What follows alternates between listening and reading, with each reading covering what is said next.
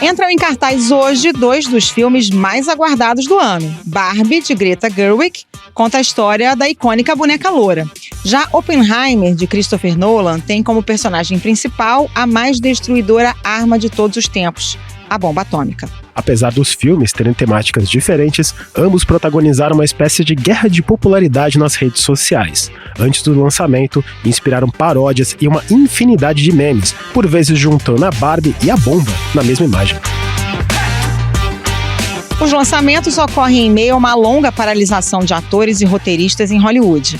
A greve começou em maio, não tem qualquer previsão de acabar, e pede, além de melhores salários, regras sobre o uso da inteligência artificial nas produções. Os trabalhadores alegam que têm sido impactados negativamente pelo crescimento de produções das plataformas de streaming, trabalhando mais e ganhando menos. De acordo com o sindicato, hoje em dia, metade dos roteiristas de televisão ganha salário mínimo, por exemplo. O Ao Ponto de hoje fala sobre o impacto de Barbie e Oppenheimer no mercado cinematográfico e na cultura pop e responde a pergunta que muita gente está se fazendo: vale a pena sair de casa para ver um dos 2 filmes? Ou mesmo ambos? Para responder essa pergunta, recebemos aqui no estúdio o editor executivo do Globo, André Miranda, e o repórter de cultura, Lucas Salgado, que também contam se a greve em Hollywood vai afetar produções atuais e futuras. Eu sou Carolina Moran. Eu sou o Felipe Barini. O Ao Ponto de 20 de julho de 2023 começa agora. Vem com a gente.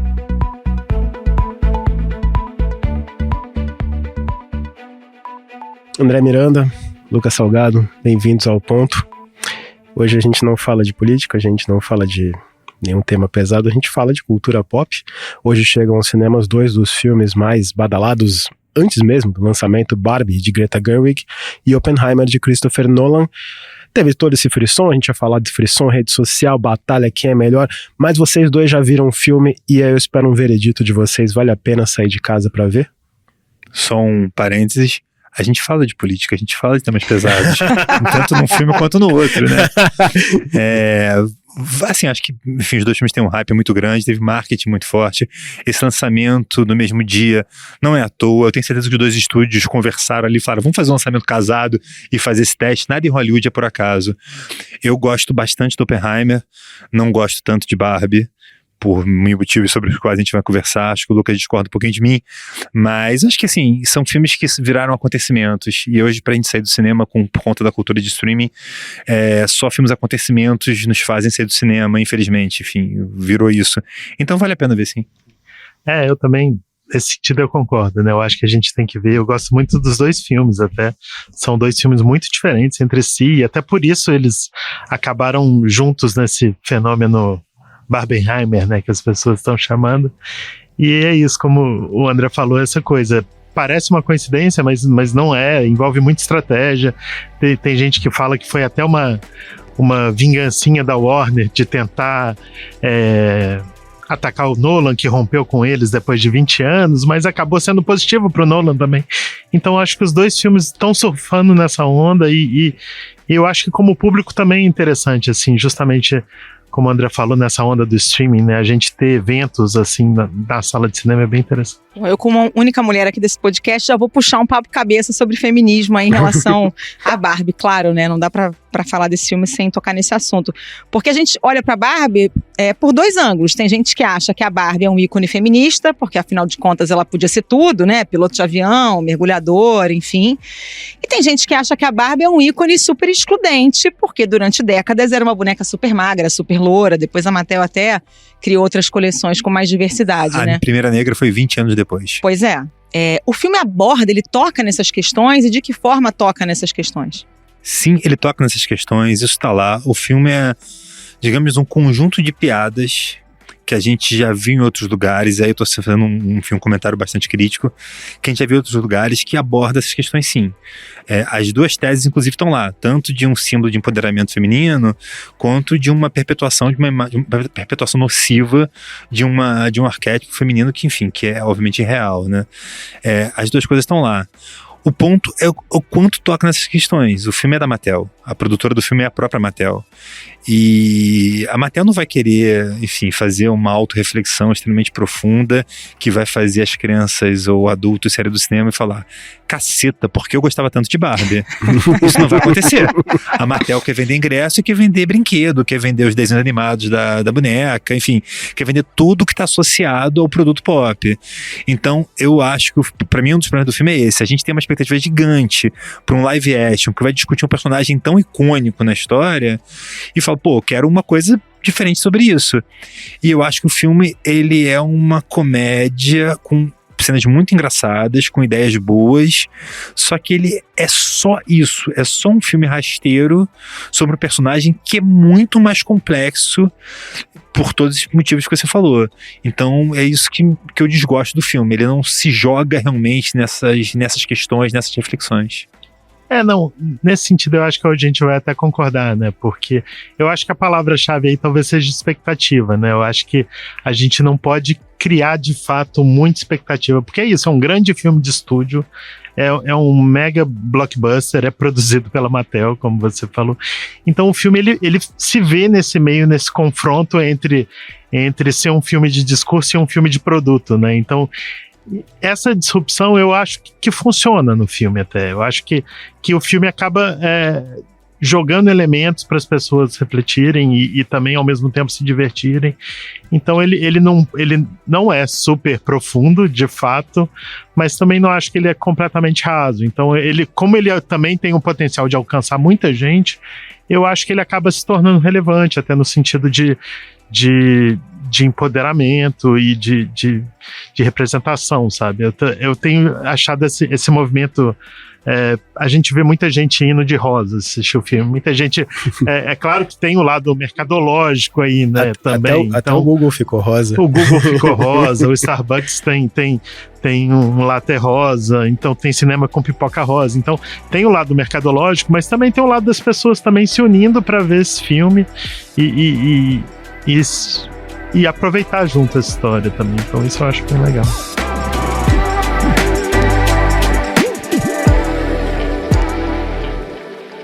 Além das questões do filme, das piadas, dá uma certa sensação de que você está vendo uma grande e longa peça de propaganda para vender boneca?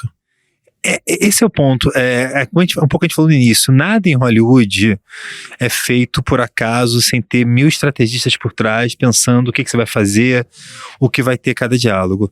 A questão desse filme da Barbie, como a diretora é a Greta, que é uma queridíssima de um circuito independente do cinema, enfim, é a roteirista e atriz de Frances Ha, é a diretora de Lady Bird, Adoráveis as Mulheres, enfim, ela é muito querida mesmo e faz filmes bem interessantes, principalmente para retrata mulheres de uma forma bem interessante.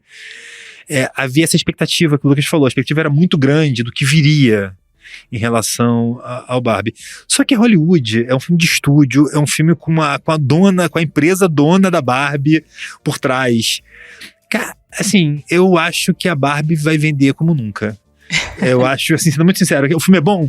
Eu não acho, mas o importante é a Barbie vai vender pra caramba. Já tá bombando, ingresso, né? Desenho, boneca, Ken, o carro da Barbie, essas coisas todas. A gente antes vou até confessar pra gente aqui, a gente tava querendo saber como pronunciava alguns nomes, a gente foi olhar os vídeos e todos eles tinham uma propaganda ou de uma loja ou de outra com propaganda, com publicidade da Barbie. É um caminho até meio inverso a gente pensar nessas franquias tipo Marvel ou DC, porque nesses casos os personagens existem e depois viram brinquedo, viram boneco, né, tem um licenciamento. O caso da Barbie é o inverso, né, é o brinquedo virando filme, né, tipo enredo patrocinado de escola de samba, uma coisa meio assim, né?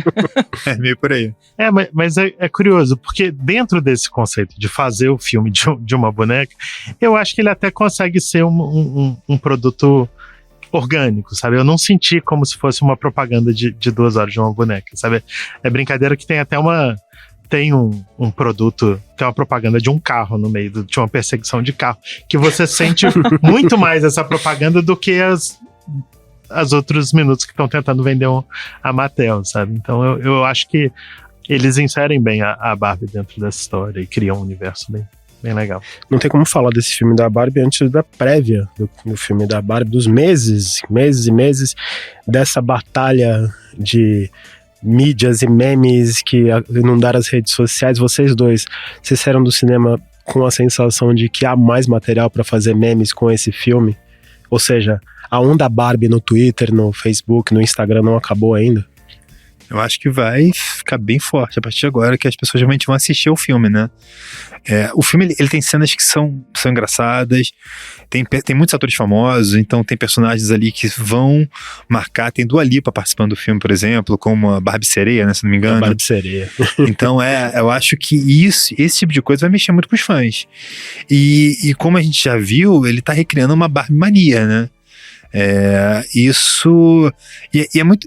O que me chama a atenção é que é meio doido, né? Porque a Barbie, ela já foi tão criticada por todo o estereótipo que ela foi criando ao longo dos anos, da mulher perfeitinha e tal. E agora a gente tá vendo uma nova geração abraçando a Barbie com força, e eu acho que essas ponderações que já foram trazidas no passado, elas têm que estar presentes agora. Elas têm que lembrar, cara, a Barbie não dá pra gente transformar a Barbie num símbolo feminino e ponto.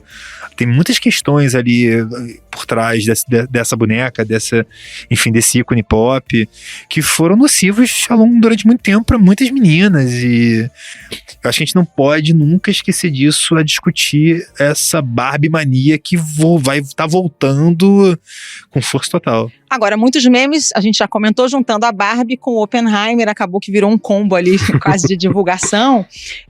O Oppenheimer, que conta a história da criação da primeira bomba atômica da história, e tem muita expectativa, né? O Paul Schrader, que é roteirista do Taxi Driver e diretor de Gigolô Americano, disse que é o filme mais importante do século. O Robert Downey Jr., que está no elenco, falou também que é o melhor filme do qual ele participou e tal. Essa análise se confirma? É isso tudo mesmo, gente? Então, eu nunca gosto de grandes definições assim do filme mais importante do século, tendo visto 2 dias atrás, sabe? Eu acho que a gente precisa de tempo para ter essas confirmações de que o filme vai se tornar um clássico. Mas eu acho, assim, um grande filme mesmo, né? O Christopher Nolan, ele já tem a tendência dos últimos filmes dele para cá de fazer grandes épicos, assim. Algumas vezes eu acho que ele até se perde um pouco nessa vontade dele, um pouco em Tenet, né, principalmente, e no deslumbre técnico, né, que ele vem defendendo muito. Mas esse filme, de fato, ele traz um discurso relevante. Ele não é só uma história sobre Segunda Guerra Mundial, sabe? Ele é uma coisa que está inserida no debate que a gente vive hoje, de uma polaridade política, de até a própria questão de guerra que a gente está sempre discutindo. Eu acho que, assim, é um filme muito relevante, é um filme muito interessante, assim, as atuações são muito boas, assim, eu super embarquei nessa viagem dele. Não, é um filme excelente, sem a menor dúvida é um filme excelente. O que o Christopher Nolan faz muito bem? Ele pega histórias pop e coloca nessas histórias uma roupagem filosófica. Isso, para um público que gosta de cinema pop, funciona muito bem. Por quê? Imagina que você é um garoto de 15, 16 anos que gosta de ver filme de herói e tal, que é aquelas coisas mais rasteiras. Você vai ver um pretenso blockbuster, sabe, com aqueles milhões de efeitos, o som dos filmes do Nolan, um negócio assim, perfeito e tal, e você ainda consegue pensar em algo um pouquinho diferente do que você vê no dia a dia. Você sai do cinema, cara, me diverti pra caramba e ainda tô me sentindo inteligente. Ele faz isso é um baita mérito. Eu critico alguma coisa ou outra do Nolan, mas, cara, ele consegue fazer isso com as pessoas de um jeito bom, assim. Ele faz o cinemão hollywoodiano clássico de um jeito mais interessante, sabe, mais reflexivo, com filosofia, sei lá, às vezes uma filosofia meio barata, mas, cara, ele bota ali de um jeito que você fala, cara, eu fiquei 3 horas vendo esse negócio, esse deslumbre visual, mas eu também pensei. Assim, não dá pra ignorar que esse cara faz uma coisa legal pro cinema, sabe? E Oppenheimer talvez seja o melhor filme dele, assim, claro, a gente acabou de ver, a gente assistiu anteontem, né? Mas assim, realmente é bem impressionante mesmo, o filme é muito bonito e reflexivo, e como o Lucas falou, traz pros dias de hoje, é contemporâneo, enfim, é super bacana a história.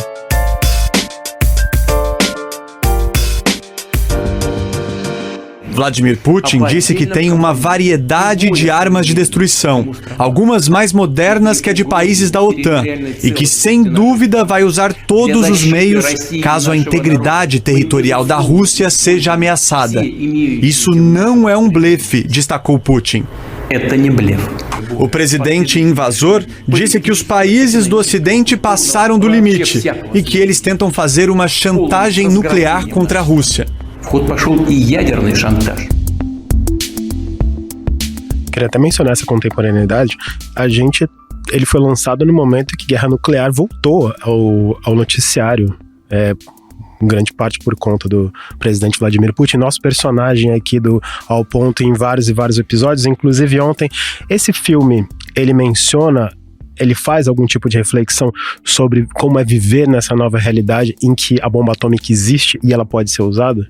Cara, a parte legal do filme é essa, assim, que, assim, resumindo rapidamente, é que o Oppenheimer, pro brasileiro, ele não fala muita coisa. Pro americano, ele foi de herói nacional a uma figura perseguida porque, enfim, teoricamente teria relações comunistas, ali a coisa do macartismo, e o criador de uma paranoia que não acaba, né?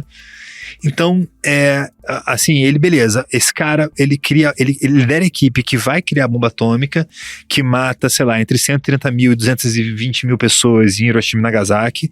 Então, é legal mais ou menos, né? Para os americanos patriotas levantaram a bandeirinha, acabou a guerra, mas a um custo muito alto. E o segundo momento disso, que aí demora a se perceber muito pouquinho, mas percebe logo, cara, ele abriu uma porta, ele abriu a caixa de Pandora, enfim, o que vem depois disso? Vem a paranoia, vem um medo. E como você falou, o que a gente vê recentemente ali com Putin, guerra da Ucrânia, esse medo se perpetua. E não só agora, esse medo foi usado pelo Bush para, sei lá, dizer que tinha guerra de destruição em massa no Iraque para justificar uma invasão, sabe? Sei lá, o século XX nos Estados Unidos, ele é moldado por esse medo, por essa paranoia. E isso é criado ali. E, cara, assim, é um filme que, em cima de um personagem, resume uma história que é muito grande.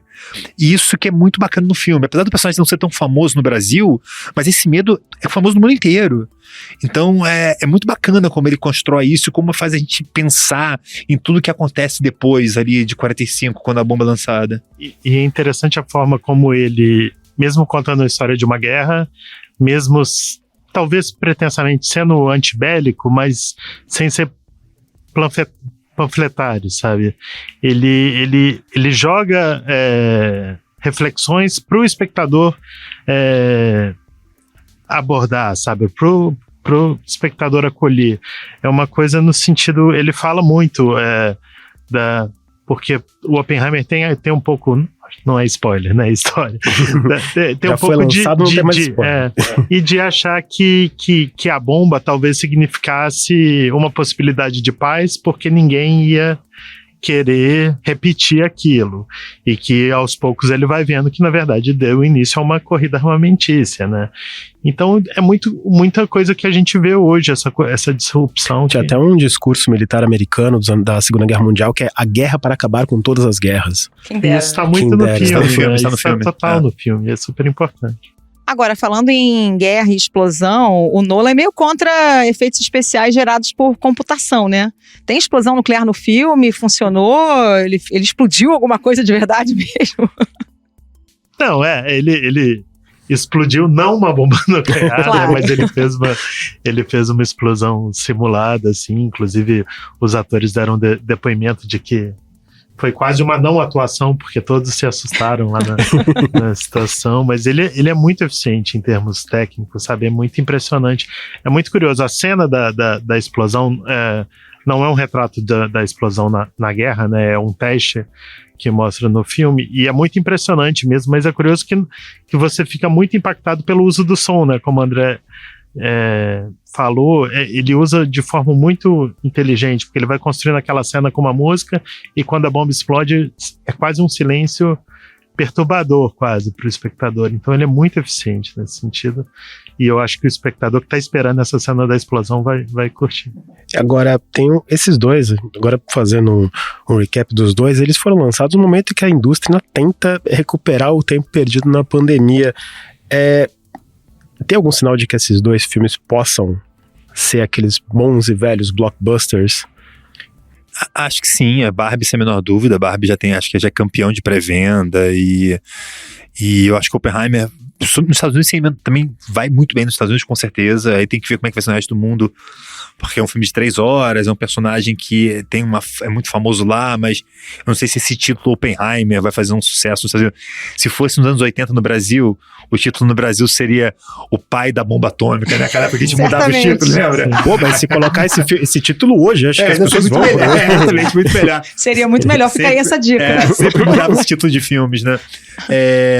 Então, assim, eu acho que sim, eu acho que ele vai muito grande, né? É aquilo, pra você tirar pessoas de casa pro cinema, você tem que transformar aquilo no evento, tem que transformar aquilo numa outra experiência, né? Que é um pouco do que o Oppenheimer faz. A gente assistiu numa sala de IMAX, né? O Oppenheimer tem isso, o som é um negócio realmente incrível. Claro que assim, vou falar pra pessoa, pô, sai de casa por causa do som num filme, você não vai sair de casa, né? Vamos ser muito sinceros. Né? É muita coisa de crítico de cinema, né? Exatamente, de mala, né? Mas, cara, se você tá disposto a prestar atenção nessas coisas, nesses detalhes, os detalhes são todos lá muito bem colocados, né? Então, é meio isso. E já o Barbie, se você pegar uma sessão assim, enfim, imaginando, se eu pego uma sessão de sábado à noite com aquela garotada fã louca vestida de rosa, é outra experiência, sabe? É uma outra experiência, uma experiência que assim, que deve ser divertida. Eu não sou fã do filme e tal, não gostei, mas é uma experiência que deve ser divertida, sabe? Vira aquela experiência coletiva do cinema que a gente perdeu um pouco, que era o que fazia o cinema ser tão bacana ali no passado, e que é muito melhor que ficar sentado no sofá comendo até pipoca. Até porque as pessoas ficaram muito mais sem noção no cinema também, né, sim, André? Totalmente. O celular é o inferno, né? A gente tinha uma expectativa muito grande pro chamado filmes de verão nos Estados Unidos esse ano, né? E esses últimos meses não foram tão positivos assim. A gente teve algumas decepções, como A Pequena Sereia, Indiana Jones, o próprio Velozes e Furiosos. E de fato agora, pelo menos nesse finalzinho de verão, a gente está vendo assim uma luz no fim do túnel. O Missão Impossível está tendo um resultado razoável, mas principalmente Barbie parece que realmente vai ser um fenômeno. A expectativa é que arrecade passe de 100 milhões só no primeiro final de semana nos Estados Unidos. O Oppenheimer é um pouco aquela coisa de lidar com expectativas, né? Não é um filme para, apesar deles estarem estreando na mesma semana, eles não estão disputando o mesmo espaço nas bilheterias, sabe? O Oppenheimer a expectativa é que ele arrecade 50 milhões, mas é isso, é um filme com muito menos sessões, porque é um filme de 3 horas de duração, então ele está estreando em menos salas. Não há ele vai perder para Barbie de lavada nas bilheterias. Então não há nem por que criar essa disputa. Mas eu acho que ele ainda assim vai ter um resultado bem positivo pro nicho dele, e Barbie tende a ser um dos principais lançamentos do ano.